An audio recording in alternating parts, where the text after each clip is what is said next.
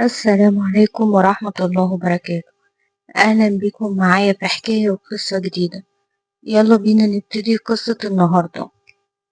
أنا اسمي سهام، عندي 55 سنة. عشت مشاعر قاسية جدا، وعشت مشاعر من الحرمان والاحتياج بعد وفاة جوزي، ويمكن هو ده السبب الأساسي في إن أنا دلوقتي بحكي لكم حكايتي. أنا اتجوزت وأنا عندي 22 سنة. أنا وجوزي بدأنا حياة في دولة أوروبية، وكانت بداية حياته، وكان شغله ومستقبله هناك. كان بيعافر علشان يسافر، ولما ربنا كرمه وسافر طبعا سافرت معاه، لأن أنا من بداية جوازي وأنا طول عمري وحياتي بحب الحياة وبحب الانطلاق، وبحب أعيش واستمتع بكل حاجة في الحياة، كل حاجة ربنا اداها لنا. ومن ضمن الاستمتاع ده هي العلاقة الجسدية زي ما انتم فاهمين، اللي بتكون بيني وبين جوزي. علشان كده برغم صعوبات الحياة بعيد عن أهلي، إلا إني وافقت إن أنا أسافر معاه، علشان ما كانش عندي أي استعداد إن أنا أكون في بلد وهو في بلد تانية، لأن صعب عليا إن أنا أستحمل العيشة دي، خصوصا وأن علاقتي أنا وجوزي ما كانتش علاقة عادية يعني. العلاقة الحميمة بالنسبة لنا كانت حاجة ليها قيمتها، اللي إحنا بنعتز بيها. إحنا الاتنين إحنا الاتنين بنعملها بإحساس وبحب واستمرار، وبنحاول إن إحنا ننبسط فيها على قد ما بنقدر. وبعد ما سافرنا كمان للدولة الأوروبية دي بقى عندنا تفتح أكتر للحاجات دي. هناك بجد بتدرس، ومفيش أي خجل ولا كلام فيها، يعني أي كلام فيها عادي. وكمان في أدوية علشان تساعد الراجل والست على الاستمتاع بالعلاقة الزوجية اللي ما بينهم. أنا طول عمري دي طبيعتي، وأنا بحب العلاقة، وعلشان كده مرضتش أسيب جوزي. وفعلا عشت معاه حياتي اللي من خلالها خلفت منه ولد وبنت، والولاد كبروا. رغم ان انا وصلت لسن ال50، الا ان انا لسه انا وهو بنستمتع بالحاجة دي. والحاجة دي بالنسبة لنا هي حاجة زي ما قلت لكم مهمة جدا جدا، زي الاكل والشرب والهواء. بنحب نعملها، وما ينفعش ابدا ان هي ما تحصلش. جوزي كان قوي جدا معايا، ولما توفى كانت صدمة كبيرة جدا بالنسبة لي. أول حاجة حسيت بفقدانها هي كانت الحاجة دي اللي ما بيني وما بينه. يعني كان سايبنا في بيت كويس، كان سايبنا في أمورنا المادية أحسن حال، مفيش أي مشاكل ولا أي حاجة. الحاجة الوحيدة اللي فرقت معايا وبعد ما الوقت عدى وبعد صدمتي من موته ما عدت خلاص لقيت نفسي محتاجاها، هي الحاجة اللي كانت ما بيني وما بينه وما بين أي زوج وزوجة. ولأن أنا فعلا ما بقدرش أعيش من غيرها، وبعد وصولي كمان للسن ده إلا إني كنت محافظة على نفسي، وكانت بالنسبة لي برضه هي حاجة ضرورية وما ينفعش أعيش من غيرها. فلما كلمت بعض المعارف والأصدقاء اللي هناك فاقترحوا عليا إن أنا مفيش مشكلة إن أنا أتجوز، ودي حاجة عادية وطبيعية إن أنا أتجوز حتى أيا كانت إيه هي الأسباب. فكانت ساعتها أنا عندي ولد وبنت. بنتي كانت اتجوزت في حياة أبوها، باباها كان عايش، وبرضه اتجوزت واحد مش أجنبي، اتجوزت واحد عربي، ولكن برضه بيشتغل هناك وكانت عايشة معاه وكويسة، وكمان خلفت وحياتها مستقرة جدا. وما كانش طبعا فاضل غيري أنا وابني، اللي بمنتهى البساطة ابني كان عنده في الوقت ده 20 سنة. احنا الصراحة كنا عايشين على الطريقة الأوروبية أكتر، يعني ابني كان ليه علاقات وكان ليه أصدقاء وكان بيمارس حياته بشكل عادي زيهم. يعني ما كانش مثلا احنا متمسكين بعادات العرب أو تقاليدهم أو بالكلام ده، لأن كنا متفتحين جدا مع الدولة اللي احنا عايشين فيها، وبنتعامل عادي جدا، ما عندناش أي مشكلة في أي حاجة. ابني كان بيشرب خمور، وكان يعني كان ليه صداقات وكل حاجة طبيعية، وأوقات كتير كان بيبات عند صاحباته برا البيت والكلام ده، حتى في وجود أبوه الله يرحمه. فبعد بقى بعد كده لما لقيت نفسي فعلا محطوطة في موقف صعب حاولت ان انا اتغاضى الاحساس والمشاعر دي واكبتها جوايا لمدة سنة كاملة.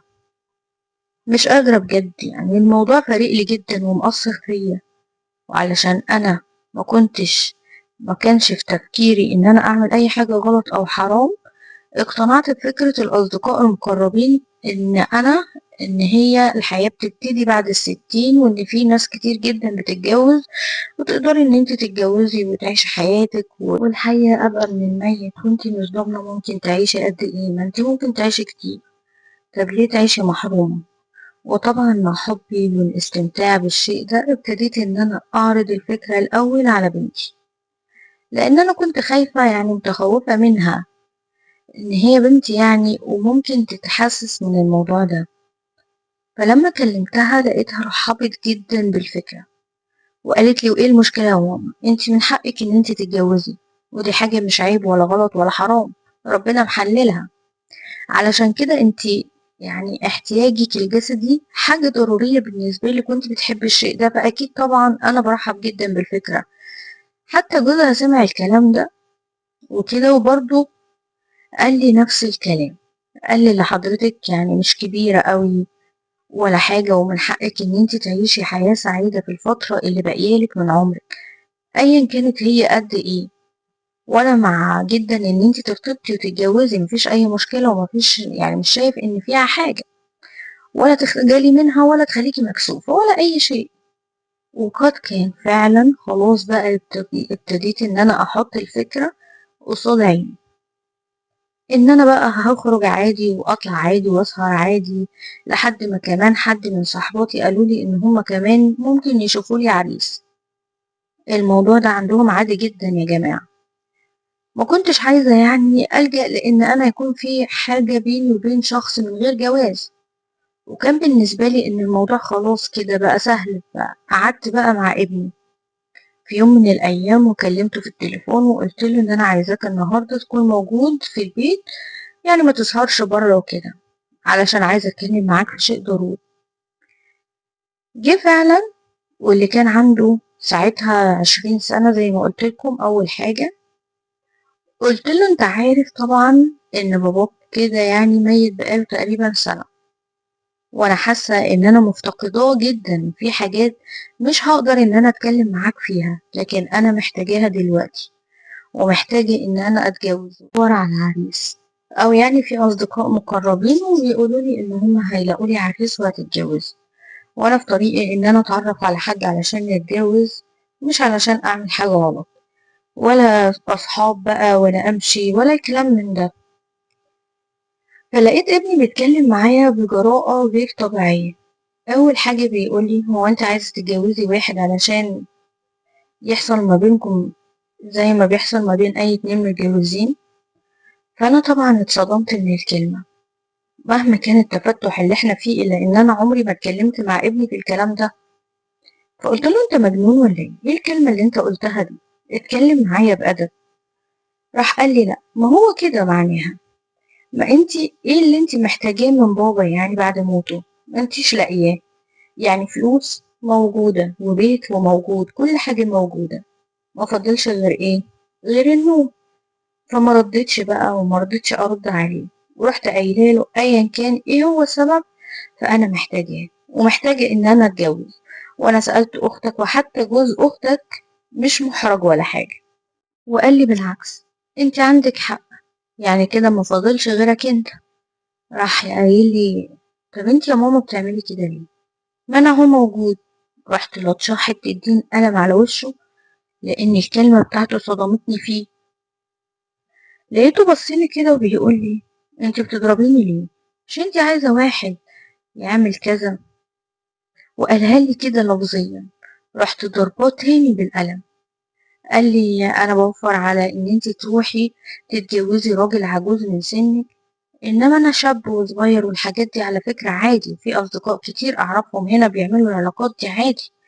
واللي انا فهمت منه بعد كده ان هو حضر علاقة ثلاثية مع واحد زميله، وواحد مع امه او يمكن قريبته، يعني يعني ما كنتش قريبة جدا، أو ما كنتش قريبة كفاية من ابني إن أنا أعرفه وأفهمه إن هو بيبقى فين، وإن أنا أكون كل اللي في خيالي إن هو ليه أصدقاء بنات وبيتعامل معاهم زي ما هم يعني معتادين هنا المساكنة والحاجات اللي هم بيعملوها دي. أنا ما كنتش بعمل الكلام ده، بس ابني خلاص خد على الجو ده وعاش بالطريقة بتاعتهم، وما كنتش قادرة إن أنا أحكم عليه بصراحة، ما كنتش بتدخل. لكن لما الموضوع جه ناحيتي بقى وحسيت بالإهانة واتضايقت جدا منه ومن نفسي، وفضلت قاعدة متغاظة ازاي ابني يقول لي طبعا كده. ولا قدرت ولا اتشجعت إن أنا أحكي لأخته، ما قدرتش أحكي لها حاجة ولا أتكلم مع حد في أي حاجة.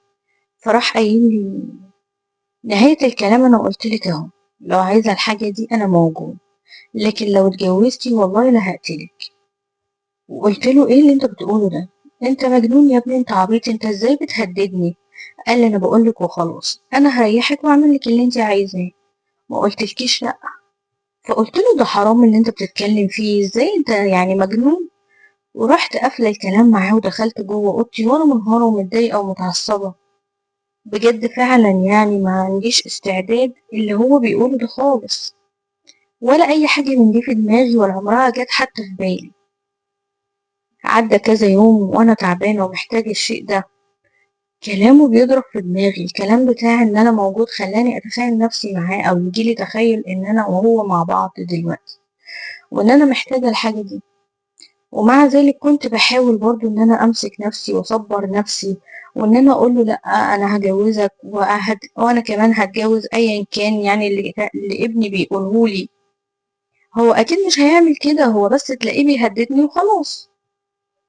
ومش يعني ما فهمش لغاية دلوقتي سبب رفضه بصراحة ايه، يعني ومش فاهمة سبب رفضه بصراحة يعني ايه. مفيش سبب واضح، قال لي ان هو انا هقتلك وهقتله، بس ايه السبب؟ مش قادرة افهم حاجة. فالمهم ابتديت ان انا اصبر نفسي واقول استني شوية وهشوف هاخد قرار ايه وهتصرف ازاي في خلال الاسبوع. وبعد الاسبوع ده ما خلاص اوريدي يعني خلص، بقيت ان انا جهزت نفسي ان انا خلاص هتجوز، هواجه ابني تاني، وان انا هشوف الخطوة بتاعت الجواز دي بطريقة جدية اكتر، وهشوف عريس فعلا وهتجوز فعلا. لما لقيت اصدقائي اغلب الناس اللي هم بيشوفوهم لي برضو يعني في نفس السن بتاعي وكده، وصاحبتي كانت بتقولي ان هم يعني جواهم شباب وبرضو حابين الحياة وللمرح، الا كده يعني ما كانوش هيفكروا يتجوزوا. وما تخافيش يعني مش هتاخديه تقعدي بيه ممرضة، يعني هو انسان قوي وكل حاجة. وخلاص ابتديت ان انا باخد خطوات بقى ناحية ايه الجواز. الا ان انا كنت في يوم وانا نايمة واخدة بقى راحتي، واليوم ده كنت تعبانة جدا، والموضوع مش عارفة اطلعه من بالي ومحتاجاه فعلا خلاص، يعني محتاجة الشيء ده. وكان اليوم ده ابني راجع على العكس، يعني هو ما بيحبش البيت كل يوم. ومن حظي ان هو اليوم ده جه، بس انا فعلا كنت نايمة، وكالعادة جاي شارب. ولما مش شايف قدامه ساعتها لقيته جه نام جنبي على السرير. صحيت من النوم لقيته بيتعامل معايا وكأنه فعلا جوزي اللي نايم جنبي، كأننا متجوزين، الإحساس بتاع الاتنين المتجوزين. لقيت نفسي سبته كمل عادي، بالعكس كمان أنا انبسطت جدا اليوم ده. والشيطان بجد كان غريب، خلاني متضايقتش وما زعلتش من الخطوة اللي هو خدها، رغم ان انا ضربته وفعلا ما كنتش بفكر فيها، ومعرفش السبب اللي خلاني اسكت الوقت ده. هل هو شعور الاحتياج اللي جوايا، ولما هو قال لي الفكرة وانا قعدت افكر فيها كتير بقى، تقريبا انا يعني مهيئة تهيؤات ان انا اعمل الحاجة دي معاه، ولا ايه بالظبط؟ انا مش عارفة، مش قادرة اعرف. ولكن الشيء ده حصل اليوم ده. نمت وصحيت ولقيته هو كمان مستمتع ومبسوط وبيتكلم معايا وكأنه مش ابني، كأنه حبيبي. للأسف الموضوع ده موقفش لحد هنا، واتكررت العلاقات دي بشكل كتير جدا.